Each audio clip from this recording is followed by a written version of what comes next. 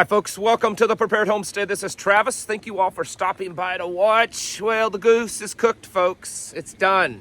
It's done. It needs to be taken out of the oven. It's no more. The engines of the train have been turned off, and we're now at that point where we're starting to lose momentum, and eventually it'll come to a halt. That's not my words. I mean, it's not anyone's words. I guess it's my words, but it's not just me coming up with that. The almighty, the all-knowing, the all-powerful J.P. Morgan Chase has basically said the same thing, that it's kind of over, that the engines have been turned off, that we're past the point of no return when it comes to the economy.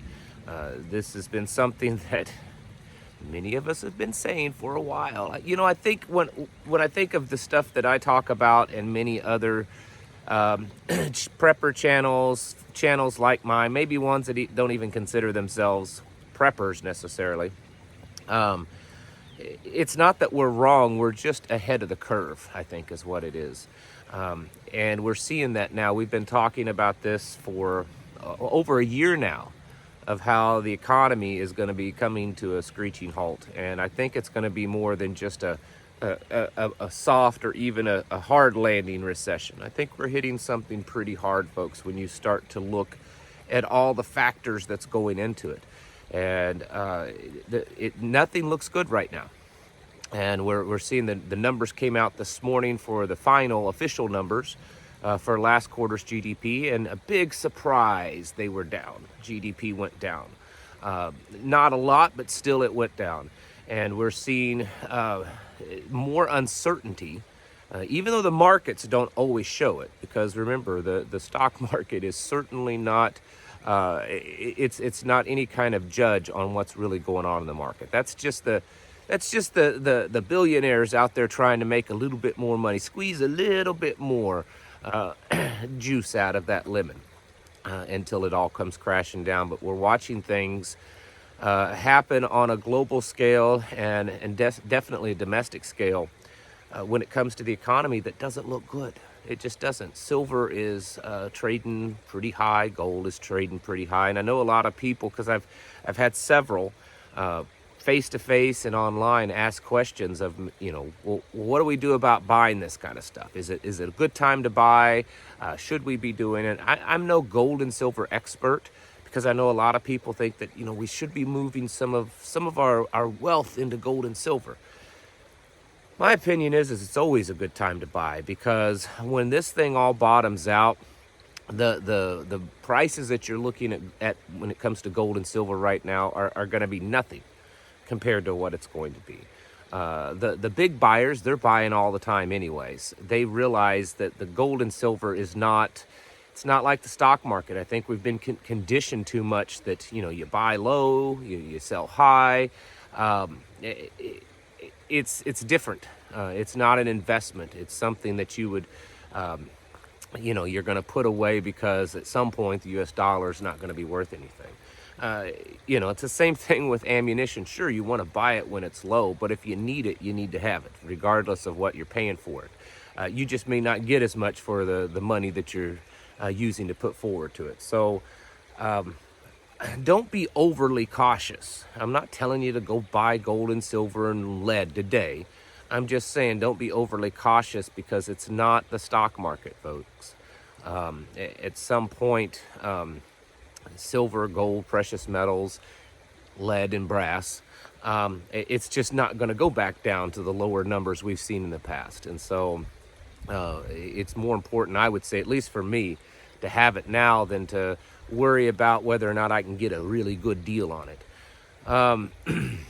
The head of the EU made a statement that 98% of the rare earth minerals, all this stuff that they use to make all this technology, that's so desperately needed.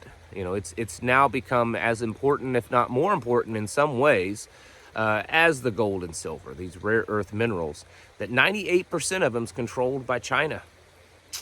How you gonna win this modern technological war if your enemy controls all your resources?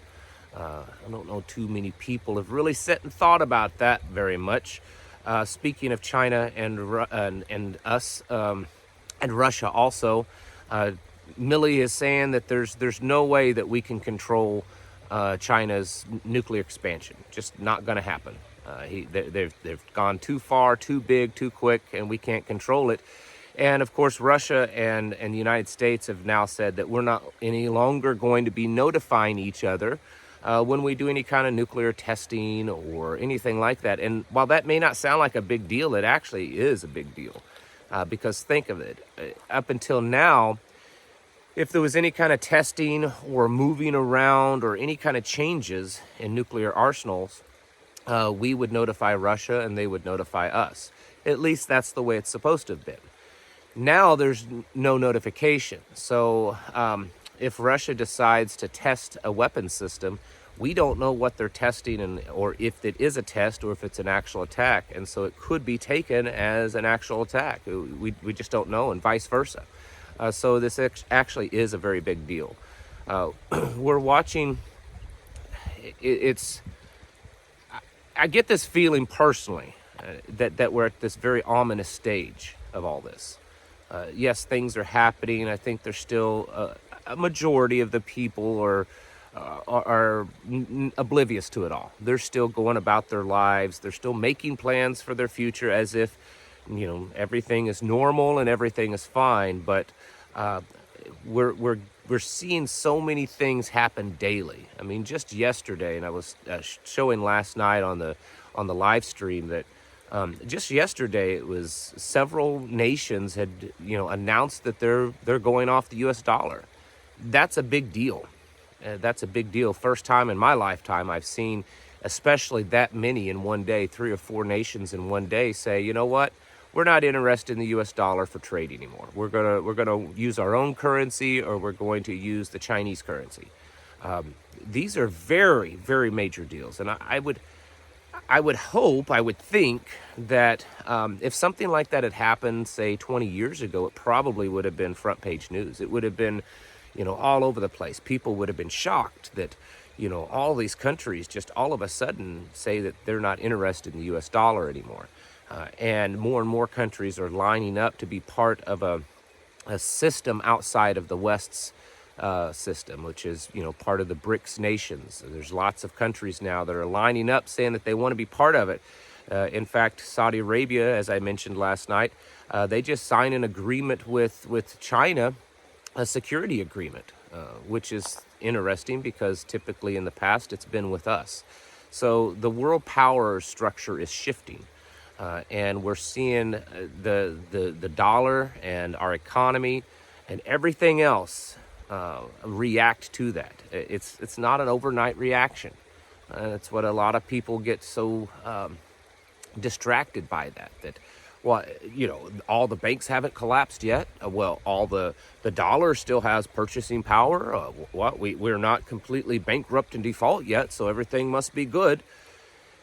It takes a while to slow these kind of things down. It's not a Hollywood movie, folks, and we're watching the slow destruction of a once great nation and prosperous economy. And this is the stuff that myself and many others have been warning about, getting yourselves ready. Yeah, gold and silver, that's important to have, at least some. Definitely having the lead and the brass. But also the other stuff, food. Food is going to be as valuable as gold. I mean, people will beg for that. Go back and just a few years ago and look down in Venezuela, where people were killing each other over food and medicine. That very well could happen in the United States at some point. The prices of things will skyrocket and the availability will drop. Because as we get more into a war stance with someone that is the biggest supplier of just goods, China, that's going to hit us hard. America is no longer a producer nation. Sure, we produce some things, but we're not a producer nation. We're a consumer nation. We just consume. We consume and we do service. That's about it. And that puts us in a really dangerous predicament. and moving into a global war scenario, especially when the adversary is the one that's actually producing all the stuff and has control of the vast majority of the raw minerals and the raw materials to make everything. We've really positioned ourselves in a really awful place. But again, I think that's all planned. I think it's all part of this great reset Agenda 2030. I know I have suggested it at times, but I still, suggested that the Agenda 2030 Great Reset is this battle between the West and the East. But I think deep down inside, I think it's all being planned so that the East, China, will be the new reigning captain. Even though on the surface at times it looks like that this nation, that our government is opposing what China's doing, there's just a feeling in me when you start to really unravel and unwrap it that it's all being done as part of a plan to place, to relinquish our superior position in the world and our sovereignty over to China. China has been praised by people like Klaus Schwab and others in this globalist, this globalist takeover. And of course, we also see all kinds of evidence showing that the leadership of this country, that the Biden administration is bought and paid for by the Chinese. So I think we're just seeing things play out, and we have to get ready for it. Be stocking up on the things that we know we're going to need, and bracing ourselves for that storm to hit, because the storm we've been talking about for a long time, it's getting really close, folks. And I don't really think that there's a whole lot longer time. And I'm not talking hours or days or even weeks. It could be that short a time, but it may be months, less than months. It's just, I don't think we have a whole lot longer time before we start seeing some massive changes. We're seeing major changes already. I mean, several countries in one day going off the US dollar. That's some major changes, but massive changes to where it really does feel like we're falling off the cliff. I don't think we're too far away from that. And so just keep pushing forward on preparations for that, bracing yourselves, your families for that by stocking up on the things that you need, and just getting yourself ready and in that mindset that these things are happening and that they're just going to get worse. I don't see any other way to avoid all this at this point. I mean, just like I said, JP Morgan says we're past the point of no return. And I think that's about one of the most honest things that's been said for a while. Get your houses in order, folks, seriously. Prepare mentally, physically, and spiritually. Thank you for watching, and I'll catch you in the next video. Throughout all history, precious metals have been the one solid asset that has held their value through banking failures, hyperinflation, and financial collapses. Visit the link below to moneymetals.com to find a wide variety of silver and gold to secure your wealth with real money. When I purchase online, I choose moneymetals.com because of their fast and secure service and competitive pricing on a wide variety of precious metals. Moneymetals.com in the link below.